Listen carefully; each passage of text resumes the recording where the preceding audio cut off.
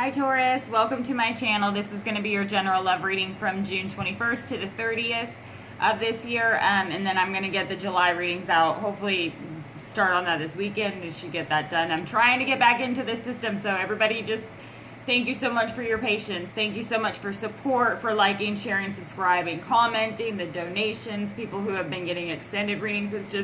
It's been really awesome, so thank you so much, everyone. I'm going to go ahead and I've switched to the you and them spread, so we'll do one person, each side's energy, and then in the extended we'll go into what the blocks are and clarifying the cards to see what else we can find out.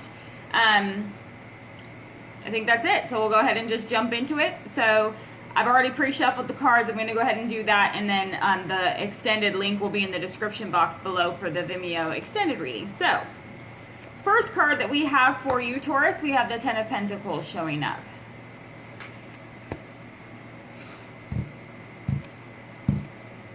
Okay, I pick up a couple different things with this Ten of Pentacles here. The perspective is from outside this, it looks like maybe a garden gate or the actual gateway to the house. So the perspective is looking at the house from the outside. I get the feeling that there is definitely a focus on, for some of you, there's a focus on getting back to somewhere, back to this place where I was very stable, or back to this. Yeah, I feel like it's kind of like, back to the future. Like I need to go back to that place, but I want to do that in the future here. Like I want to create that back to this type of energy, this type of abundance, this stable, because this is kind of the stable home, stable family, stable, it's stability, but as you can see, it's more than stable, it's abundant. So it's not just stable. This is a very large, very fancy looking house, so it's definitely something that's more than the average. So for some of you, it could be looking in on that. For others, it could be this person looking in on you. Like that could be how they view you. They may view you as this incredibly stable, even abundant type energy or fixture in their life. So for some of you, it may be looking at somebody that way, or they are looking at you that way. Other person on this side, we have the Two of Wands.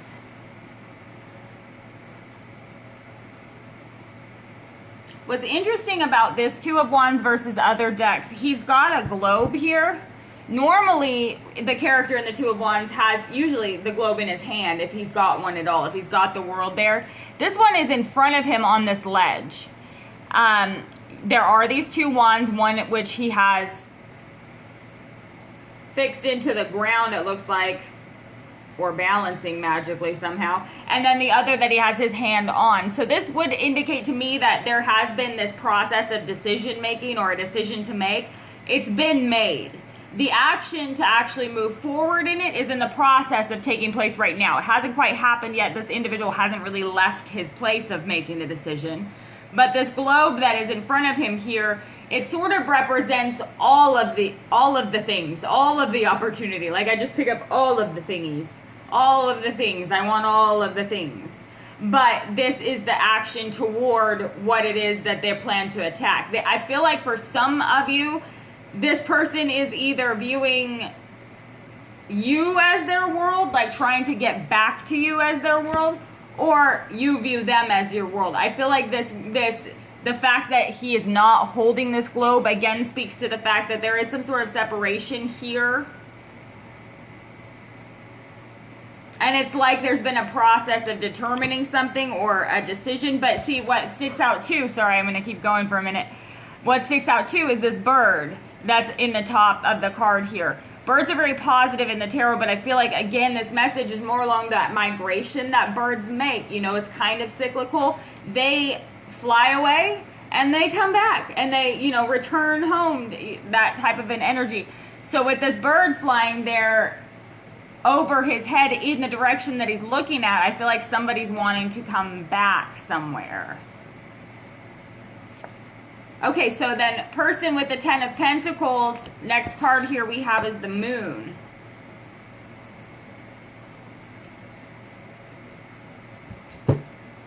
Immediately, okay, this is going to sound weird, but what sticks out to me here is this there's sort of like this fracture here. It may be vines or something along those lines, or cobwebs, spider webs, something like that, that's in the way of the path of the light of the moon. And it also kind of strikes me as like the mirror world in Doctor Strange, and I don't know how I'm going to tie that in necessarily, but I'm sure it ties in somewhere. Oh, because things are scarier. That's because things look scarier than they actually are. You know, in the mirror world, I know this is really weird, but to bring in like an Avengers movie or whatever, but in Doctor Strange and in Avengers, when Doctor Strange is using the mirror dimension energy, it splits everything up so it can appear that there are more of him or whoever that's around than there actually are. Everything is reflected back. So I feel like that's what's happening here. Okay, so everything is being reflected back right now. There is confusion.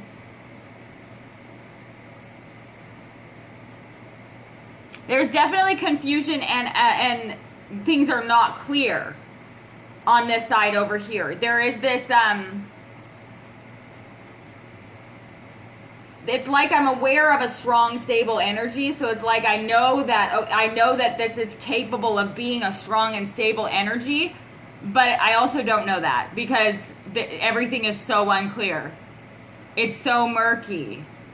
So I feel like it's kind of like somebody may be trapped in fear a little bit too, because the moon card can represent, if the sun was shining and we could see perfectly well through this area, we'd have no problem just sailing through it because it wouldn't be scary. It can be a little eerie though, with this moonlight and the darkness and this weird crab that's on top of the water. So I feel like it's kind of like things seem worse than they actually are, but somebody is kind of stuck in some confusion about that. It can be so good, but when it's good, it's good. But when it's bad, it can be really bad. It can be like shaking to the spirit or the soul a little bit. It can throw somebody off kilter.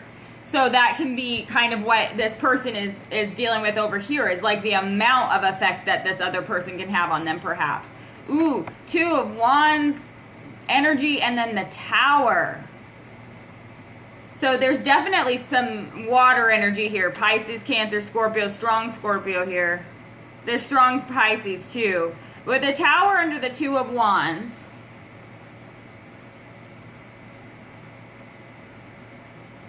What is different about this Tower? Okay. What's different about this tower is this building is actually not crumbling. The foundation and everything of the building is not crumbling. This isn't falling apart like the other tower cards that you see out there. It's literally a tornado through the roof with some lightning. So this is some major stuff that's going on, but this tower is happening in this person's, I feel like, mind. With that tornado energy, definitely like that air energy, and then there's the lightning striking, and it's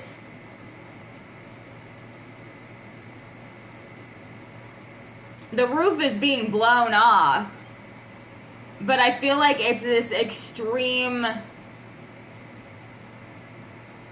it's like a jolting revelation almost. It has to do with the mind though. So this person has this like epiphany. It's like being struck by lightning, kind of. It's this holy moment, like holy crap moment. And I feel like that is part of what this decision-making process is all about, is this holy shit moment this person has that's like, holy crap. That's all I can keep saying when I look at the Tower. Because the building itself is not crumbling. So again, it backs up the 10 of Pentacles with the stability there is a stable foundation. But somebody had to be struck by lightning, literally like through their head, I feel like. 8 of Cups here on top of the Moon and the 10 of Pentacles. So this is definitely, again, with this Moon directly over it and the Tower over there, a decision was made to walk away for like sanity's sake or stability's sake, like for the fact that their daily life was going to be suffering if they didn't walk away. This is some hidden things, extreme confusion, but it's definitely, and I know I keep saying definitely over and over again too, I'm sorry. This girl here in this Eight of Cups though is like mesmerized by the moon here. So it means that whatever this moon is, whatever this dark, scary, murky confusion or hidden information or whatever that is, it is the focal point on this side because it affects this individual, like it's the individual stability, like who they are.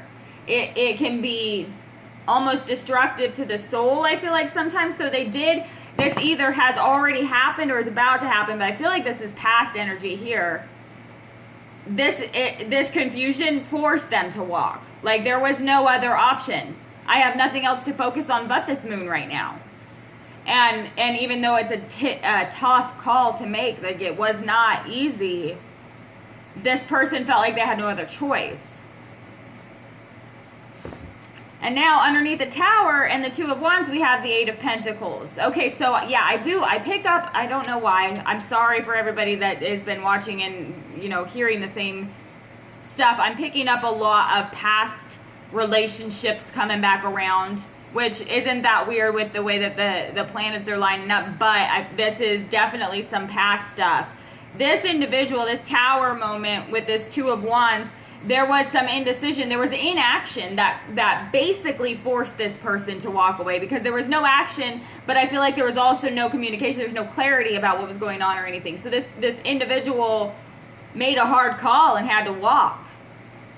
Or has to walk. You got 2 8s here. So coming to the end of this cycle here, because this Tower is coming in. The Tower comes in and forces a decision, forces a choice, forces action. It forces it to happen. And this individual here has to get to work. That's the only option. Their only option is to do the work.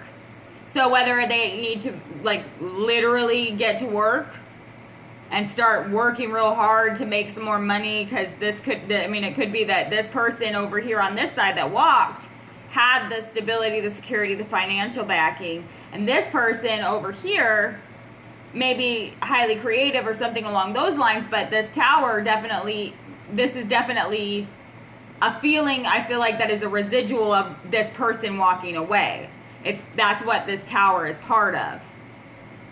This Eight of Pentacles here, but I feel like, again, this Tower happened in the past because I feel like this person has already walked away. Like, this has already happened. It's already happened because of this confusion, because of this, deception or hidden information or whatever it is. Also, their own intuition was driving them to walk.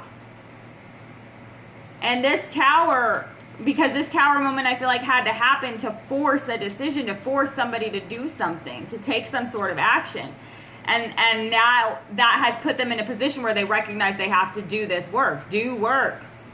It's definitely rebuilding, because this is somebody who has the ability. This is a mastery card. This Eight of Pentacles here, he is a master of his trade. He's very good at what he does. There's plenty there. And so this is somebody that has the ability to be highly successful with what they do, has the ability to be highly successful for what they work at, but they have to work at it. And that coming in is this, I feel like, this recognition of them that they need to start a steady process of working on getting to the point where this action, whatever this decision is that they've made, can be backed up. Death here.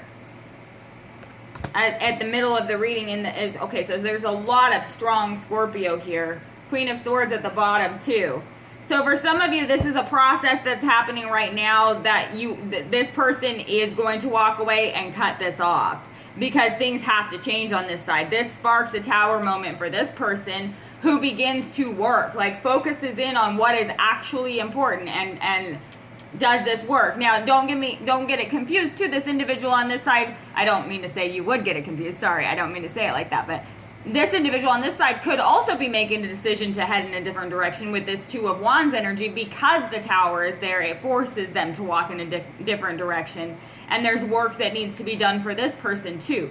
For a lot of you who may be in twin flame relationships, it could be something along the lines of there are experiences that have to happen for both parties right now that have forced a separation to take place, And those cycles have to be completed on that side before any kind of union comes back in. So this person has to do work and this person has to do work. That's what's creating, you know, that this death card comes in talking about the ending of this cycle so that something new can be born or transform into something new. You know, it's kind of like the butterfly card.